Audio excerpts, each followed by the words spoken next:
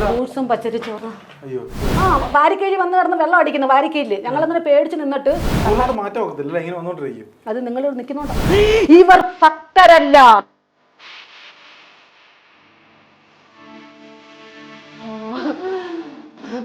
എനർജിയാണ് ഓം ശക്തിയുക്തമായ മഹാബ്രഹ്മാണ്ഡ ശക്തിയുടെ ഓം ശക്തി ഓം ശക്തി ഓം ശക്തി ഓം ശക്തി.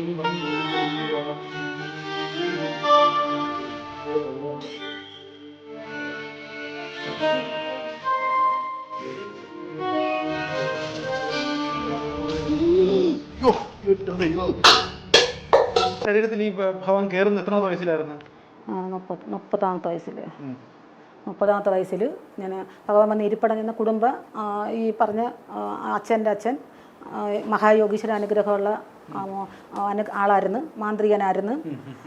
അങ്ങനെ അന്നത്തെ സമയത്ത് അന്നത്തെ കാലഘട്ടത്തിൽ ഓരോ വീടുകളിൽ പോയി ആദിത്യ പൊങ്കാല, ചന്ദ്രപ്പൊങ്കാല, കുരുത്തോലയിട്ട് പന്തലിട്ട് 21 ദിവസം 11 ദിവസത്തെ കർമ്മങ്ങൾ ചെയ്ത് വളരെ അത്ഭുതകരമായിട്ടുള്ള രീതിയിൽ ആളുകൾക്ക് രോഗശമനങ്ങൾ വരുത്തി കൊടുക്കുകയും തളർന്ന് കിടന്നിട്ടുള്ളവരെയൊക്കെ ഈ പറയുന്ന ഇത്രയും ദിവസം പുലിയാവളക്ക് വെച്ച് വായന നടത്തി പിന്നെ ഭയങ്കരമായ എന്ന് വെച്ചാൽ എനർജികൾ ഇങ്ങനെ ഒരു എനർജി മഹായോഗീശ്വരനാണ് അനുഗ്രഹിക്കുന്നതെന്ന് പറഞ്ഞാലും യോഗീശ്വരൻ പീഠത്തിലിരിക്കത്തതേ ഉള്ളൂ. മനസ്സിലാകുന്നുണ്ടോ? യോഗീശ്വരൻ ആവശ്യമുള്ള ശക്തികളെ ശരീരത്തിലേക്ക് കയറ്റിക്കൊടുക്കുകയോ ചെയ്യുന്നത്. മനസ്സിലാകുന്നുണ്ടോ? ഈ കർമ്മ ഏൽപ്പിക്കുന്നത് മഹായോഗീശ്വരനെയാണ്, ഒരു കർമ്മ ഏൽപ്പിക്കുന്നത്. മനസ്സിലാകുന്നുണ്ടോ? ഞാനും പ്രാർത്ഥിക്കുന്നത് ഭഗവാനോടാണ് പ്രാർത്ഥിക്കുന്നത്.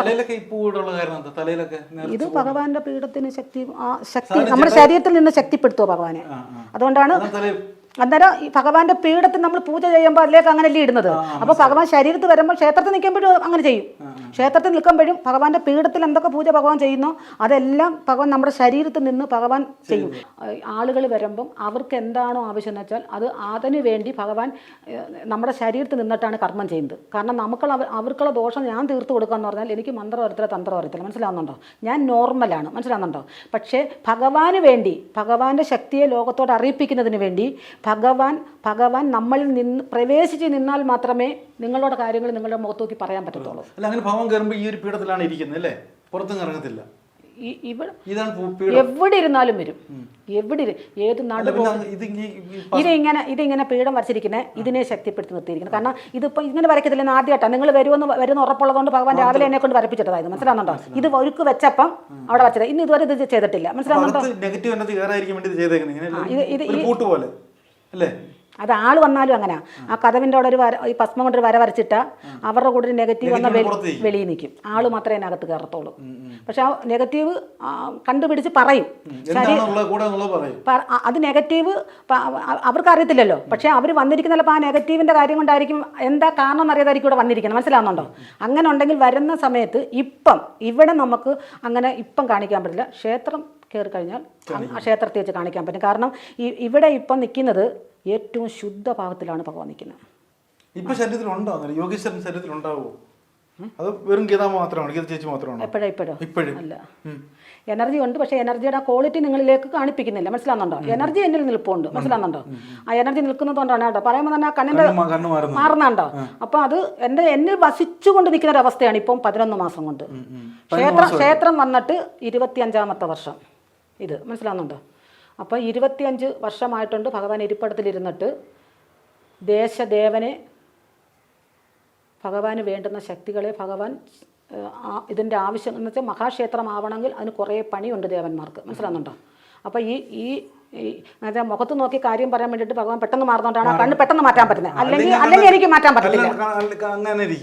അല്ലെങ്കിൽ ഇപ്പം മുഖത്ത് ഇങ്ങനെ ഇരിക്കുന്നത് ഇപ്പം മുഖത്ത് കാണാൻ പറ്റില്ല. മനസ്സിലാകുന്നുണ്ടോ? അപ്പം ഭഗവാൻ പൊട്ടനായിട്ടിരിക്കാൻ ഭഗവാൻ ഇഷ്ടമല്ല. മനസ്സിലാകുന്നുണ്ടോ? ആ അതാണ്, അങ്ങനെയാണ് മനസ്സിലാക്കേണ്ടത്. ഓരോ പോയിന്റും അങ്ങനെ മനസ്സിലാക്കണം.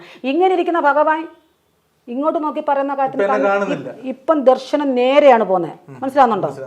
ഉണ്ടോ? ഇത് ആരുടെ മുഖത്ത് പതിയുന്ന ദൃഷ്ടിയല്ല. മനസ്സിലാകുന്നുണ്ടോ? അതുകൊണ്ടാണ് ഇങ്ങനെ ഇരിക്കുന്നത്. ഭഗവാൻ ഇങ്ങനെ ഇരിക്കൂ എപ്പോഴും. പക്ഷെ ചോദിക്കുന്ന ചോദ്യത്തിന് ഉത്തരം തരാൻ ഭഗവാൻ ആളാണെന്ന് തെളിയിക്കുന്നത് കൊണ്ടാണ് പറയുന്ന കാര്യം സത്യവും വസ്തുനിഷ്ഠയാണെന്ന് ബോധ്യപ്പെടുത്തുന്നതിന് വേണ്ടിയാണ് നിന്റെ മുഖത്ത് നോക്കി ഈ മഹാശക്തി കാര്യങ്ങളെ വെളിപ്പെടുത്തുന്നത്. മനസ്സിലാകുന്നുണ്ടോ? ഓം ശക്തി. ഇത് മാത്രമേ ഉള്ളൂ മന്ത്രം. ഓം ശക്തി. മനസ്സിലാവുന്നുണ്ടോ? വേറെ ഒരു വാക്കും നിങ്ങൾ എൻ്റെ ഇത് കേട്ടിട്ടില്ല ഭഗവാൻ വരുമ്പം കേട്ടോ. പിന്നെ ഇപ്പോൾ ഇരിക്കുന്ന ഒരു രീതി മറ്റേ അല്ലെങ്കിൽ മൂക്കിൽ കൂടെ സൗണ്ട് വരും. അത് യഥാർത്ഥ അനുഗ്രഹമുള്ളവർക്ക് മാത്രമേ അങ്ങനെ മൂക്കിൽ കൂടെ സൗണ്ട് വരാറുള്ളൂ. മണിനാദം പോലെ ഈ മൂക്കിൻ്റെ സൈഡിൽ നിന്ന് ഒരു സൗണ്ട് വരും. അത് ആർക്ക് ഒറിജിനൽ അനുഗ്രഹം വന്നാലും ആ മൂക്കിൽ കൂടെ സൗണ്ട് വരും. അത് ഇപ്പോഴത്തെ അവസ്ഥ ഭഗവാന്റെ അതല്ല. അതുകൊണ്ട് അത് ഇത് മാറുമ്പം അമ്പലത്തിൽ നിൽക്കുമ്പോൾ ഇനി പിന്നെ കാണുമ്പോൾ ഒരു ചീറ്റുന്ന സൗണ്ട് വരും. ഇത് ഇവിടുന്നേ ഒരു വരുമ്പോഴേ ആ ചീറ്റ് ആകുമ്പോൾ നിങ്ങൾ ഇവിടുന്ന് 10 ചവിട് പുറമോട്ട് ചാടും. കറക്റ്റ് അതിനെ പാമ്പ് ചീട്ടുന്ന അല്ല, നാഗത്തിന്റെ അല്ല. ഭഗവാൻ ഇത് ചിഹ്നങ്ങളോടുകൂടി നാഗത്തെ ധരിച്ചുകൊണ്ടിരിക്കുന്നവനാണ്. മഹത്തായ മഹാബ്രഹ്മാണ്ഡ ശക്തി നാഗങ്ങളെ കൊണ്ട് പൊതിഞ്ഞിരിക്കുന്ന ശക്തിയാണ്. ആ മഹത്തായ മഹാശക്തിക്ക് പിന്നെ നാഗത്തിൻ്റെ അനുഗ്രഹം എന്തിനാണ്? നാഗത്തെപ്പോലും നിയന്ത്രിച്ചുകൊണ്ട് കഴുത്തിലും ശിരസിലും കണ്ടത്തിലും അണിഞ്ഞിരിക്കുന്ന ആൾക്ക് പിന്നെ എന്തിനാണ് നാഗത്തിൻ്റെ അനുഗ്രഹം? അതാണ് പറയുന്നത്. ഒരിക്കലും ഒരു മനുഷ്യന് ശക്തികളെ പൂർണ്ണമായും ഉൾക്കൊള്ളുവാൻ സാധിക്കുകയില്ല. മനസ്സിലാകുന്നുണ്ടോ?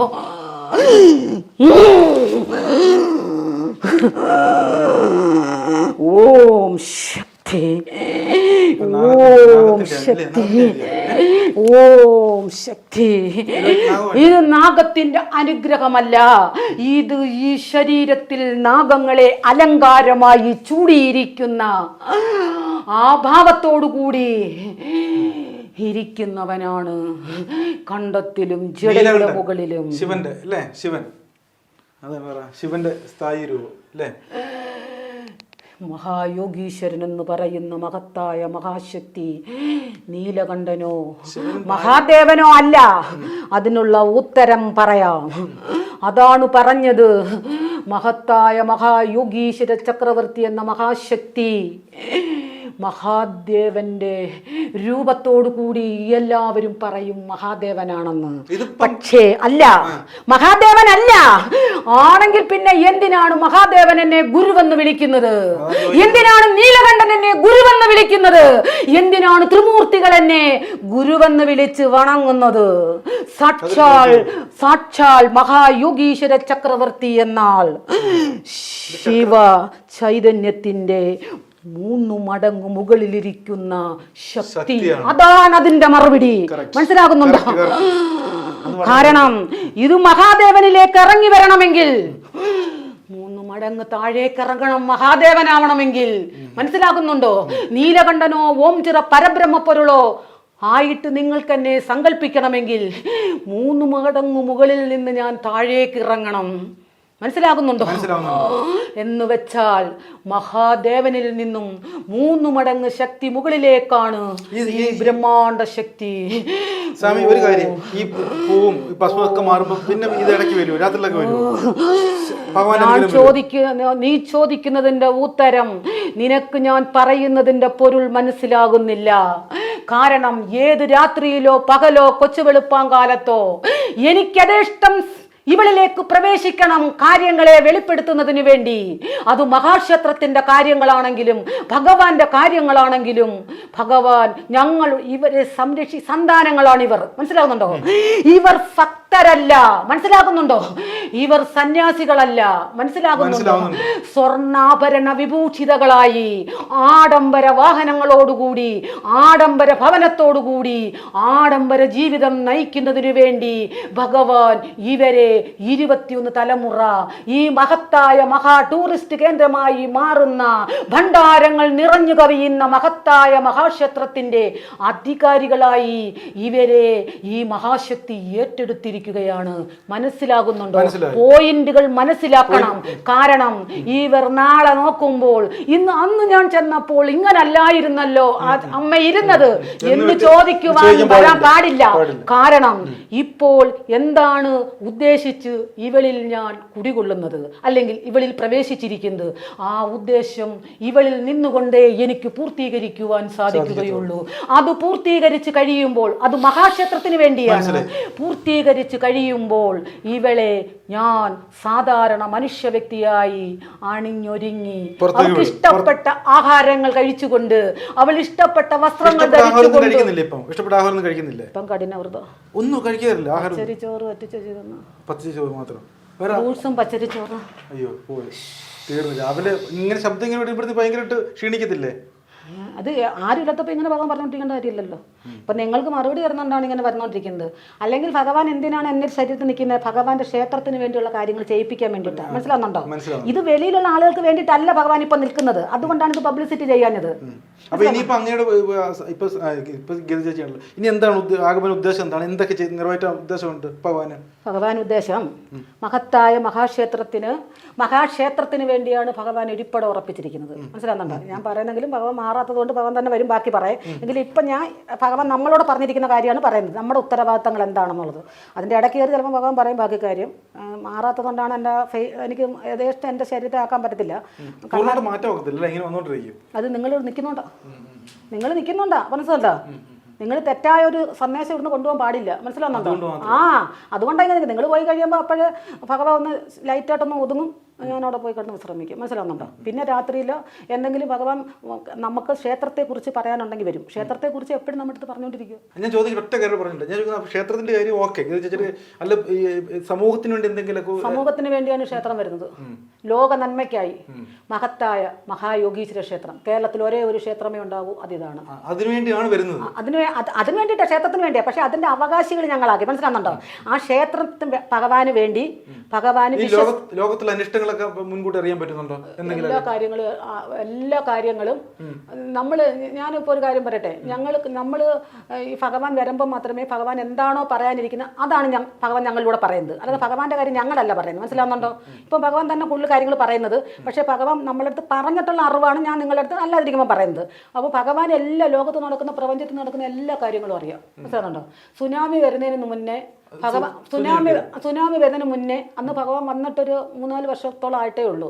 അപ്പം അന്ന് ഭഗവാൻ നമ്മൾ കാണുന്നത്, നമ്മൾ ഉറങ്ങുമ്പോൾ കാണുന്നത്, നമ്മുടെ വാരിക്കീഴിൽ ഇങ്ങനെ കടലിലെ വെള്ളം തെറ്റിപ്പൂവും, അത് പൂവായിട്ടിങ്ങനെ കടലിൽ ഒഴുകി വാരിക്കീഴി വന്ന് കിടന്ന് വെള്ളം അടിക്കുന്നു വാരിക്കീഴിൽ. ഞങ്ങളങ്ങനെ പേടിച്ച് നിന്നിട്ട് ഭയങ്കര കാറ്റ് വന്നിട്ട് ഷീറ്റ്, ഞങ്ങളുടെ വീട് അത് ഷീറ്റാണ് ഭഗവാൻ. അപ്പോൾ ഷീറ്റ് ഇങ്ങനെ അടിച്ച് പറന്നു പോകുന്നു. അപ്പോൾ ഞങ്ങൾ പേടിച്ചിട്ട് ഞാൻ പിള്ളേരെ ചേർത്ത് പിടിച്ചുകൊണ്ട് ഞാൻ യോഗീശ്വര മന്ത്രം ജപിക്കുന്നു. മഹായോഗീശ്വര സ്വാമി അത് കഴിഞ്ഞിട്ട് ഒരു 1.5 മാസം കഴിഞ്ഞപ്പം ഇത് വന്ന. പക്ഷെ അത് വന്നപ്പം ഭഗവാൻ നമ്മുടെ അടുത്ത് പറഞ്ഞ് ഇതാണ് നിന്നെ ഞാൻ കാണിപ്പിച്ചതെന്ന്.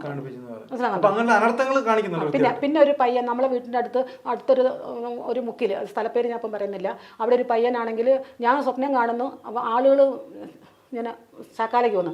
അപ്പോൾ ഞാൻ ഇങ്ങനെ അവർ ആരാന്ന് ചോദിച്ചപ്പോൾ അവർ പറയുന്നത് ഇന്ന സ്ഥലത്ത് ആളിൻ്റെ പേര് സഹിതം പറയുന്നത്.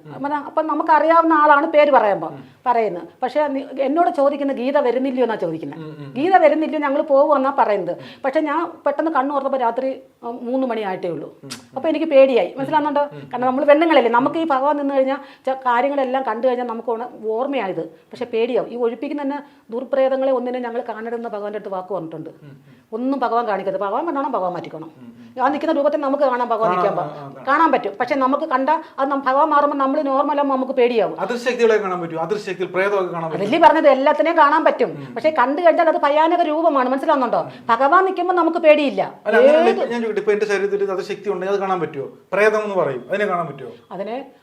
അതിനെ നമുക്ക് കാണാൻ പറ്റും. പക്ഷെ ഞങ്ങൾ കാണണമെന്ന് ഭഗവാന്റെ ഒരു വാക്ക് കൊടുത്തിട്ടുണ്ട്. കാരണം ഈ അപ്പൂപ്പൻ ഇതിനെല്ലാം കാണുന്ന ആളായിരുന്നു. എന്തായാലും വലിയൊരു ജന്മ ഉദ്ദേശമുണ്ട്. എന്തായാലും ചുമ്മാ വരത്തില്ല അല്ലേ? ഇത് മുൻജന്മ സുഹൃതം കൊണ്ട് ഭഗവാൻ വന്നതാണ്. ആ ഭഗവാൻ 25 തലമുറ നമ്മൾ അവകാശികളായിട്ട്, ഈ ക്ഷേത്രത്തിന്റെ അവകാശികളായിട്ട് നമ്മളിരിക്കും. മനസ്സിലാകുന്നുണ്ടോ? ക്ഷേത്രം ഇപ്പൊ നിർമ്മിക്കാൻ പോകുന്നതേ ഉള്ളൂ. ക്ഷേത്രം എല്ലാ സൗഭാഗ്യങ്ങളും അനുഗ്രഹങ്ങളും ഉണ്ടാവും.